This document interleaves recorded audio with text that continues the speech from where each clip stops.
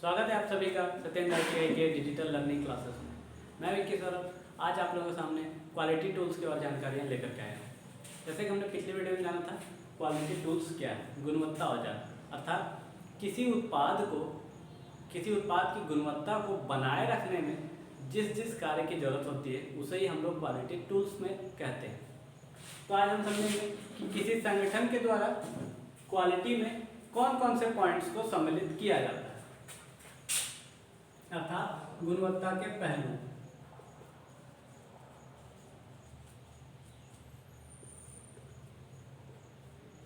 सबसे पहला है कि बाजार आवश्यकताओं के अनुरूप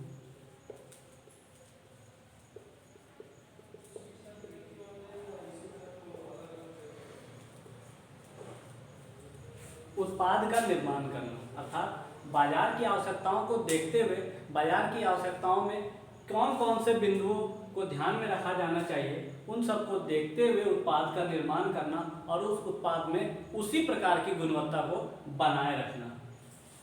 दूसरा है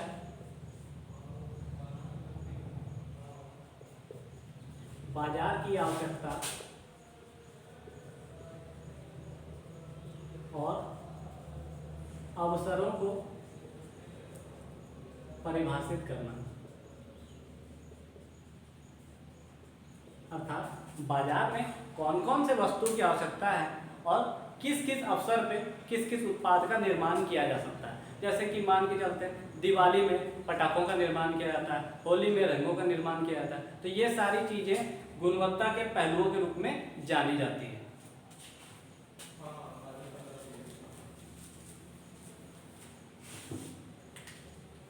फिर है कि उत्पाद के संपूर्ण जीवन चक्र में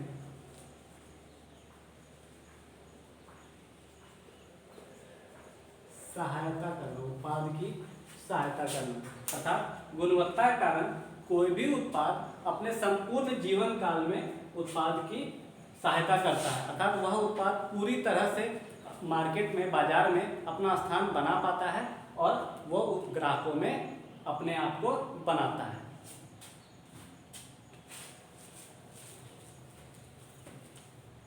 अब बात करेंगे गुणवत्ता चेतना के बारे में।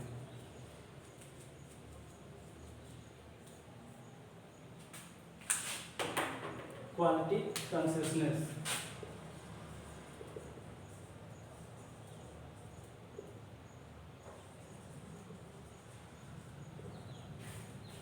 चेतना का अर्थ होता है कि किसी भी चीज के बारे में पूरी जानकारी होना या उस चीज के बारे में हमें जानना समझना। तो गुणवत्ता चेतना का अर्थ है कि उस उत्पाद के प्रति किस किस प्रकार की हमें गुणवत्ता रखना है, क्वालिटी उनकी क्या रखनी, इस चीज़ के बारे में हमें पहले से जानकारी हो और हमें उसमें कुछ ना कुछ अनुभव भी हो। जैसा कि उच्च शिक्षण संस्थानों और तकनीकी संस्थानों द्वारा किया जाता है, मतलब ये सभी संस्थान हैं, वहाँ पर पढ़ने वाले या वहाँ प्रशिक्षण लेने वाले प्रशिक्षणार्थी या विद्यार्थियों को उच्च स्तर से ऐसे ट्रेन करते हैं कि वह जब भी भविष्य में किसी भी कंपनी या किसी भी संस्था के अंतर्गत काम करेंगे तो वहाँ पे बनने वाले उत्पादों को और वहाँ पे होने वाले कार्यों को सकुशल तरीके से कर पाएँ और उनमें गुणवत्ता को बनाए रखें, अर्थात वहाँ अपने कार्य, ज्ञान, कौशल,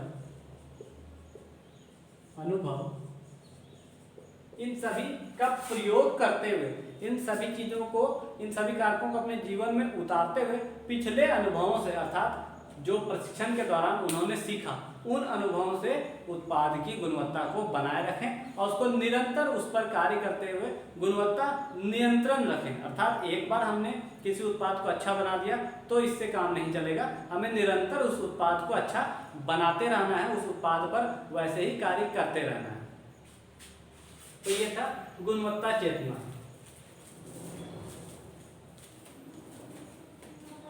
अगर किसी उत्पाद में गुणवत्ता ना हो या उसकी गुणवत्ता कम हो जाए तो उसके क्या क्या प्रभाव पड़ते हैं, अर्थात हम उसे दुष्प्रभाव कह सकते हैं। तो ये समझेंगे।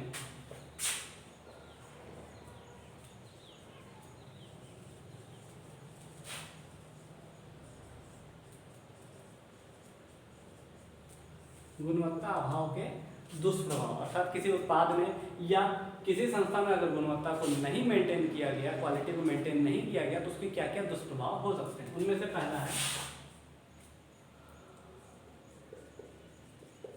बाजार प्रतिस्पर्धा से पीछे रह जाना।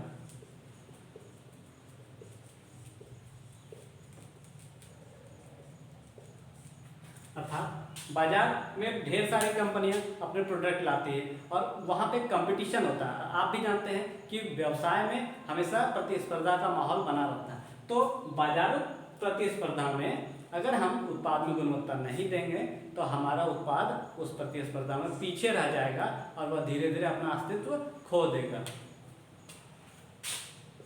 दूसरा है संबंधों का शीघ्रता से टूटना। यह हमारे जीवन में अक्सर होते रहता है कि अगर हमें किसी भी चीज़ में गुणवत्ता में कमी मिलती है तो हम उस संबंध को तोड़ देते हैं। जैसे कि सामान्य से आप अपने घर के बगल में किसी दुकान से कोई सामान खरीदते हैं और अगर उस सामान की क्वालिटी खराब निकल जाए या उन्होंने आपको सामान गलत दे दिया या खराब दे दिया तो आप पुनः उस दुकान पर उसकी शिकायत करते हैं या तो उस दुकान से कोई भी सामान नहीं लेते, दूसरी दुकान पे जाते हैं। तो आपसे और उनसे जो संबंध जुड़े हैं वह धीरे धीरे टूट जाते हैं। ऐसा ही मार्केट में हर स्तर पे होता है। सभी लोग, सभी स्तर के कर्मचारी जो एक दूसरे से जुड़े होते हैं, कंपनी से डीलर, उनसे भी छोटे छोटे डीलर, तो सबसे एक दूसरे से रिश्ते फिर खराब होने लगते हैं, संबंध टूटने लगते हैं। इसलिए गुणवत्ता का होना बहुत जरूरी है ताकि संबंध में प्रगाढ़ता रहे।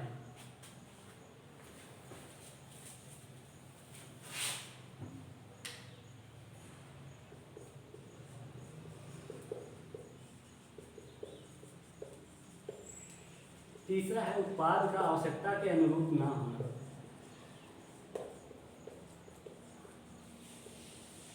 यह भी पिछले बिंदुओं से ही मिलता जुलता है कि उत्पाद का आवश्यकता के अनुरूप नहीं होना। अगर हम गुणवत्ता में अभाव देखेंगे तो जो हम उत्पाद खरीदने जाएंगे, जिस भी प्रोडक्ट को हम खरीदेंगे और उस प्रोडक्ट से रिलेटेड हमारी जो सोच होगी वह बदल जाएगी। हम सोचेंगे कि यह प्रोडक्ट से हमें ऐसा लाभ मिलेगा, परंतु उस लाभ को हम नहीं ले पाएंगे, तो यह गुणवत्ता अभाव के कारण ही होगा। इसलिए ये सभी दुष्प्रभाव हैं जो कि फिर उत्पाद में हमें नजर आते हैं।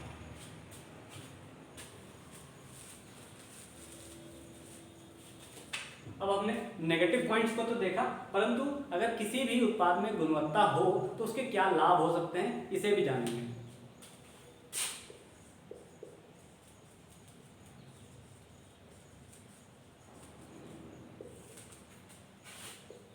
पहला है उत्पादों की समरूपता।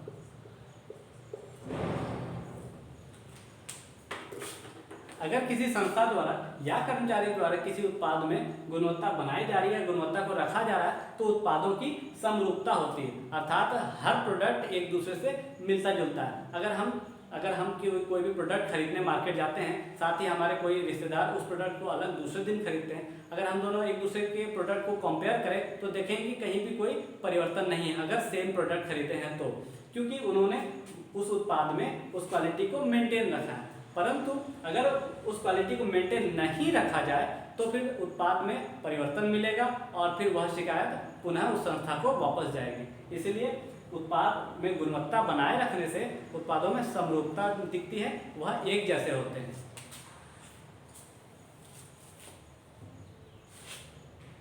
फिर है मांग में अप्रत्याशित वृद्धि।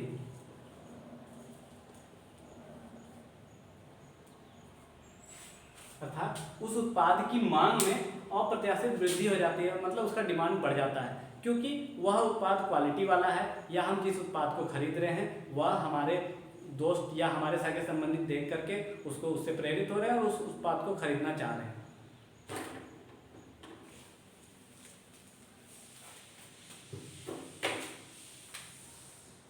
फिर है आवश्यकताओं के अनुरूप होने के कारण ग्राहकों में संतुष्टि कर।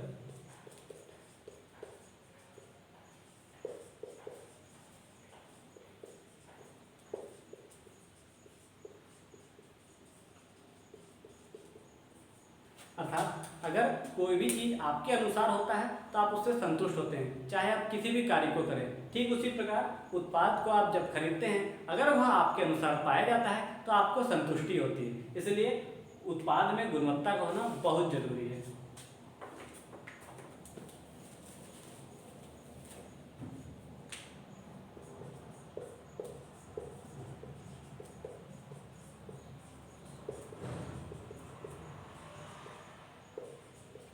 नेक्स्ट है प्रतियोगी बाजार में महत्वपूर्ण हिस्सेदारी।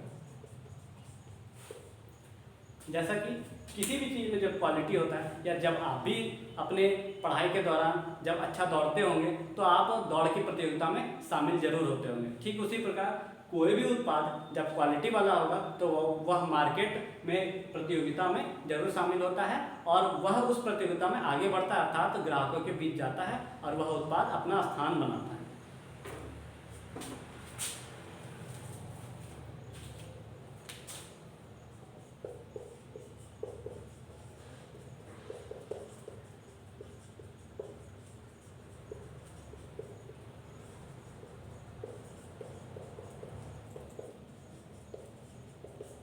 नेक्स्ट है ग्राहकों के साथ संबंधों का प्रगाढ़ होना, मतलब अच्छा होना।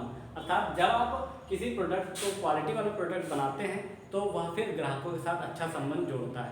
तो यह इसके मुख्य लाभ हैं कि इसीलिए किसी भी उत्पाद को हम क्वालिटी वाला बनाएं और उसमें उसकी क्वालिटी को मेंटेन करें तो वह इन लाभों को हमें अपने जीवन में जरूर देगा।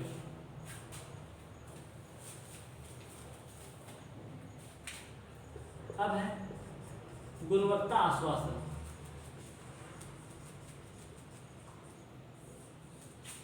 Quality assurance. जैसा कि हम सभी के जीवन में ऐसा होता है कि जब भी हम किसी काम को करते हैं तो उस काम से पूर्व अपने आप को आश्वस्त कर लेते हैं कि हाँ मुझसे यह काम हो जाएगा, या आपके घर वाले भी आपको कोई भी काम सौंपते हैं तो आपसे पहले पूछते हैं या आपकी क्वालिटी को जानते हैं या आपके अंदर की एबिलिटी को जानते हैं कि आपसे वह काम होगा, अर्थात वो एश्योर रहते हैं, आश्वस्त रहते हैं। यदि आप किसी को अपनी ओर से आश्वस्त करते हैं तो वह फिर उस काम के लिए आपके अंदर पूरा विश्वास दिखाएगा। ठीक उसी प्रकार गुणवत्ता आश्वासन भी है। इसलिए कंपनी द्वारा या किसी संस्था द्वारा अपने प्रोडक्ट के लिए आश्वस्तता दिखाई जाती है, जिससे कि वह ग्राहकों के बीच आकर के बिना किसी जांच के भी अपना स्थान बना लेता है। जैसा कि आपने किसी भी प्रोडक्ट में देखा होगा कि ISO 9000 या ISO 9001 इस तरह का लिखा हुआ मिलेगा, तो इससे हम सेटिस्फाई हो जाते हैं कि ISO द्वारा उनकी क्वालिटी को जांचा गया, परखा गया, तब जाके वह उत्पाद मार्केट में आया है। तो इसलिए क्वालिटी एश्योरेंस होना भी बहुत आवश्यक है, जिस पे इस प्रकार का हम मार्क नहीं देखते या यह चीज़ लिखा हुआ नहीं देखते, हम उस प्रोडक्ट को नहीं खरीदते। हमें लगता है कि इस प्रोडक्ट में कुछ ना कुछ क्वालिटी कम है। इसलिए तो ये सारी चीज़ें आश्वासन इसलिए भी जरूरी है कि वह हमें बिना किसी जांच के उस प्रोडक्ट को खरीदने के लिए आगे लेकर के आए। तो आज हमने क्या जाना कि गुणवत्ता आश्वासन क्या है, गुणवत्ता चेतना क्या है, इनसे हमारे जीवन में क्या क्या लाभ है। आगे की जानकारी लेकर के आऊँगा नेक्स्ट वीडियो में। आज के लिए इतना ही, धन्यवाद।